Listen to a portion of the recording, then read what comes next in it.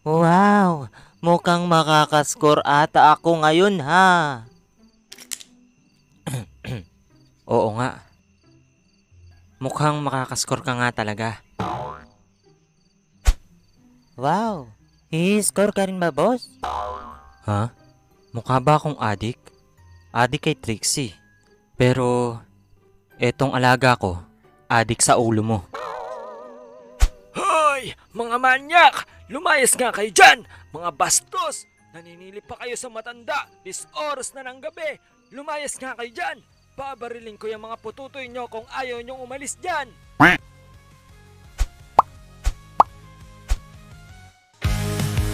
Tagapagbantay, ikilakas ng bayan, mula sa kadiliman, nalaban para sa kapayapaan.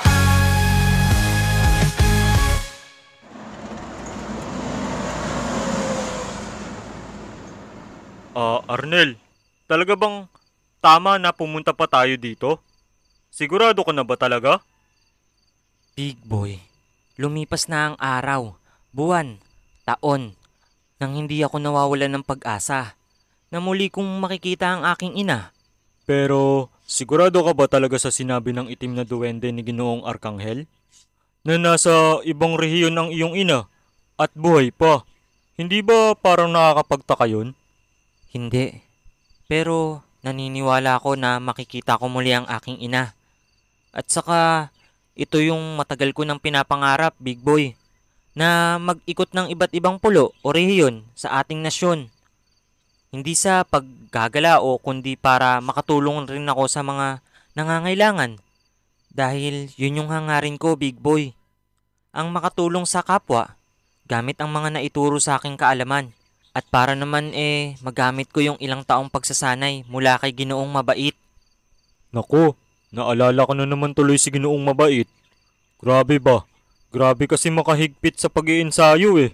Gusto ko lang naman kumain ng burger. Pero sinasabihan ako ng kupal ka ba, boss? Sino ba naman kasing hindi magagalit sa'yo, big boy? Ilang minuto ka pa lang kasi nag-iinsayo, tapos kakain ka kagad? Pero, seryoso big boy, naniniwala talaga ako na makikita ko na ang aking ina. Nakangiting bigkas ni Arnel ng mga puntong iyon. Naniniwala siya na tama ang kanyang tinatahak na landas. Bagamat wala itong kasiguraduhan kung totoo ba ang hinayag ng itim na duwende na si Tarkan na kaakibat ng tagapagbantay na si Arkanghel.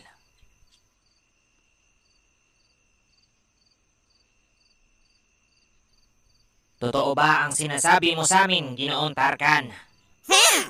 Bakit naman ako magsisinungaling sa inyo? Pawang tunay lang ang sinasabi ko na ang ina ni Arnel at asawa ng tagapagbantay na si Ariel ay buhay pa. At ayon ito sa aming mga kauri sa ibang lahi. Mawalang galang na, Ginoong Tarkan. Alam kong ikaw ang kaakibat ng aking kapatid at kakambal na si Arkanghel. Pero nakakasigurado ka ba talaga? Wala naman ako mapapala kung magsisinungaling ako sa inyo. At sa pa, hindi ako magsasayang ng oras dito para lang magsinungaling. Ayoko din naman mapatawan ng kaparusahan ni Panginoong Arkanghel. Kung ganon, ano ang iyong pasya, Ginoong Ariel? Nagsasabi ba ng totoo si Tarkan? O isa lamang itong mapaglarong kwento? At saka, Ginoong Ariel, baka naman boka niya lang ang mga sinasabi niya. Kupal pa naman yan, boss. Grabe ba? Ama, ako na po ang gagawa ng misyon. Siguro naman tama na yung 7 taon na aking pagsasanay. At sigurado naman ako na ito ang itinakda ng may kapal. Pero anak, sigurado ka ba sa misyong ito? Hindi. Pero anong magagawa natin? Di tahakin. Parang problema lang yan. Kung marami kang problema at hindi mo na kaya... Oo na. Sige na. Ginoon Tarkan, pakialalayan ang aking anak hanggang sa makatawid siya sa unang destinasyon, ha? Masusunod tagapagbantay.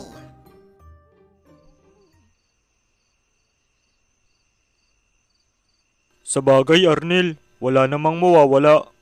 Pero, Pero, pero ano, big boy? kasi, baka kasi pwede naman na kumain. Nagugutom na ako, Arnel, oh. Hating gabi na. Ay, oo nga. Maghahating gabi na nga pala. Pero hintayin na muna natin si Trixie. Pabalik naman na yata yun.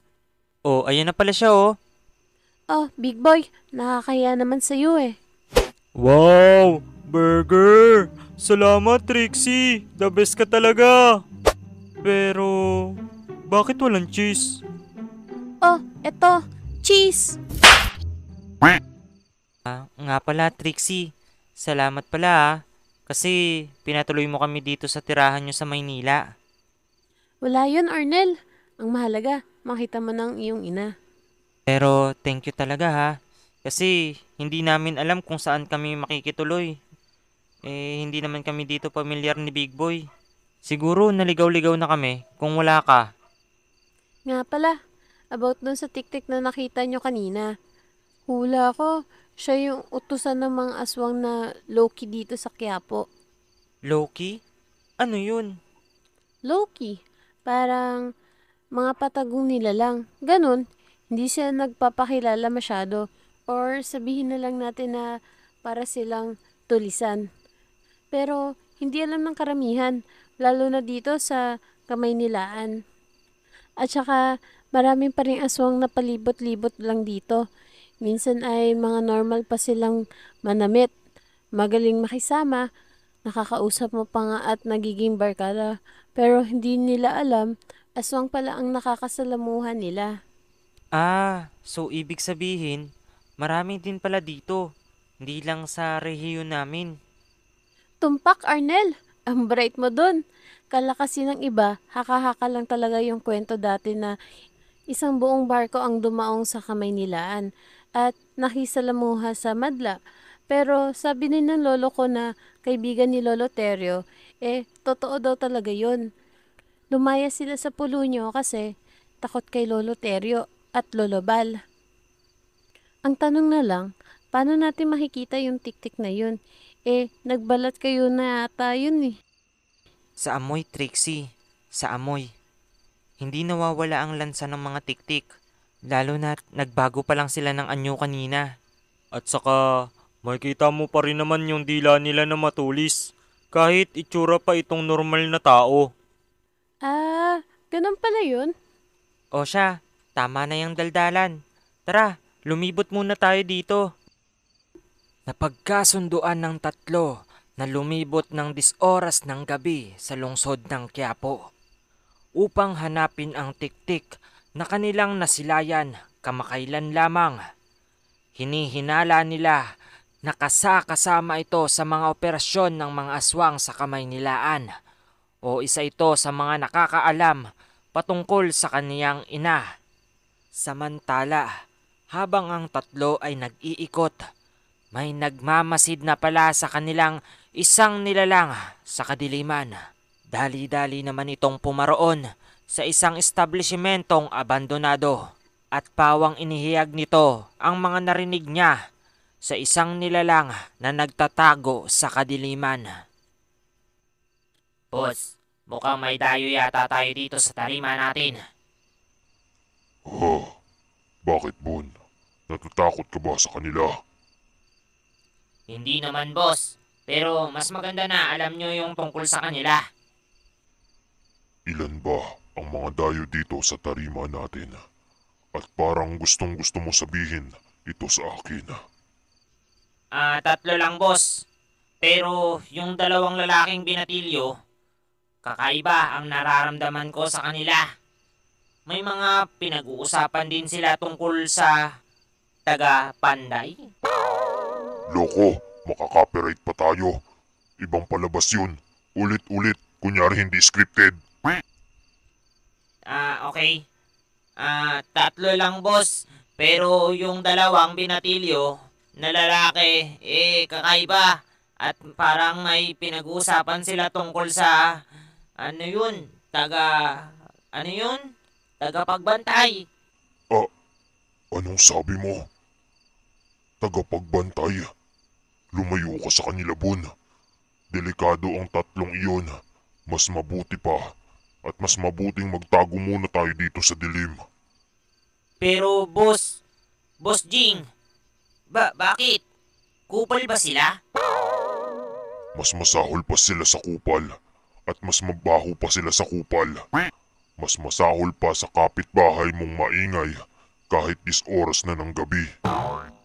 Ah, grabe ba? Arnel, tama ba ako nang nakikita? Tama ka, Big Boy. Humanda ka na. Bakit, Arnel? Dahil andito ang burger. Ha? Anong burger? Gutom ka na naman, Big Boy? Ha? Ikaw? Teka, di naman ako na may mersa eh. May kailangan lang kami sa'yo. Kilala ko kaliskis mo, hoy. Wala kayong mapapala sa akin. Bahala kayo dyan. Makalis na nga dito. Big Boy, habulin natin. Sige, Arnel.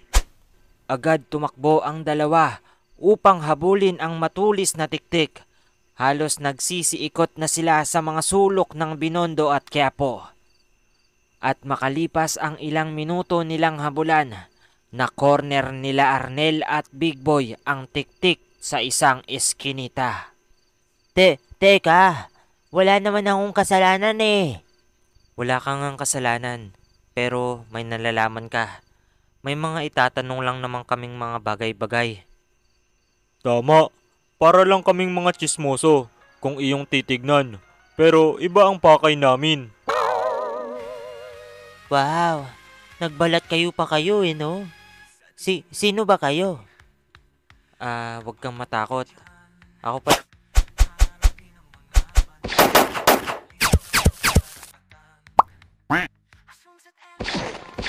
Hindi pa natatapos magsalita si Arnel ng mga puntong ito nang biglang humaba ang dila ng tiktik at biglang inatake si Arnel.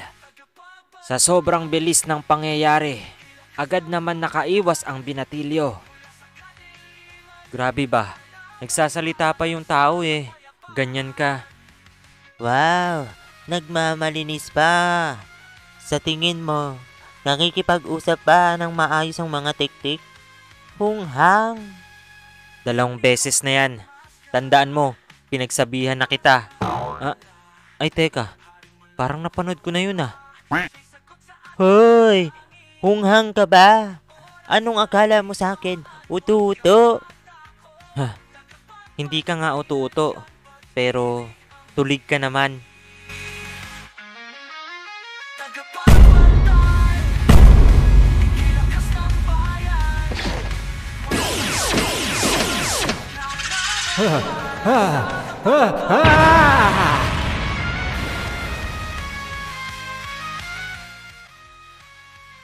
Hoy, pasalamat ka.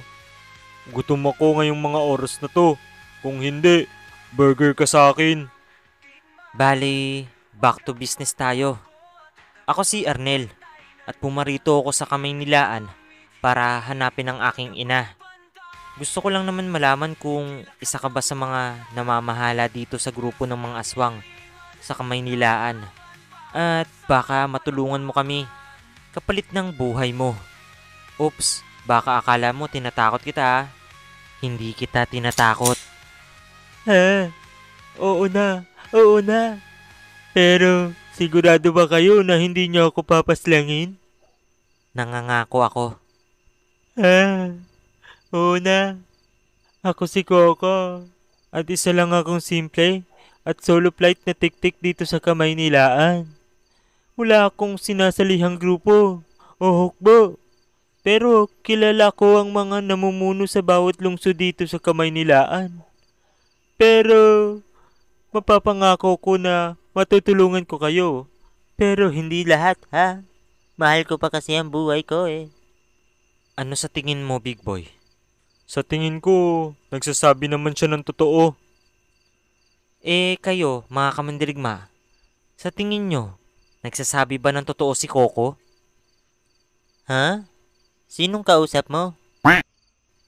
O siya, Dahil napagkasunduan na natin ang mga bagay na ito, mangako ka sa kaibigan ko. Kaibigan? Kung ako sa'yo, mangangako na lang ako. Oo na. Nangangako na ako.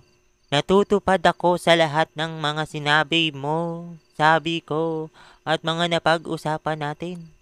O ayan, okay na ha?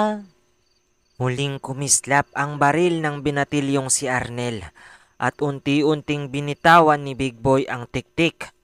Maya-maya pa, dumating na si Trixie sa lugar. Ano nangyari? Nahuli niyo ba? Oo, nagkasundo na kami. Nga pala, pag nilabag mo ang usapan natin, ang alaga kong ito ang mismong babaril sa'yo. Kahit saan ka pa magtago. Nakikinig ka ba, Coco? Hi, Miss Beautiful. Sweetie Pie. Ice cream yummy. Uy, umayos ka. Kinakausap ka eh.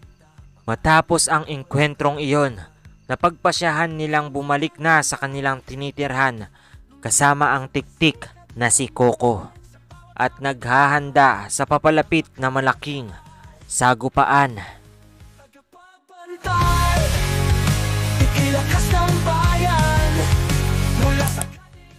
Oops! Teka, hindi pa tapos. Naaalala nyo ba yung episode 6 ng Tagapagbantay Season 3? Hindi ako nagbigay ng spoiler nun ha. Pero malawak ang series na ito. Nakakatuwa di ba? Grabe ba? Tsaka kung nagtataka kayo kung bakit Coco ang pangalan niya, ang apelido niya kasi Martir. Coco Martir. Ikilakas ng bayan mula sa kalye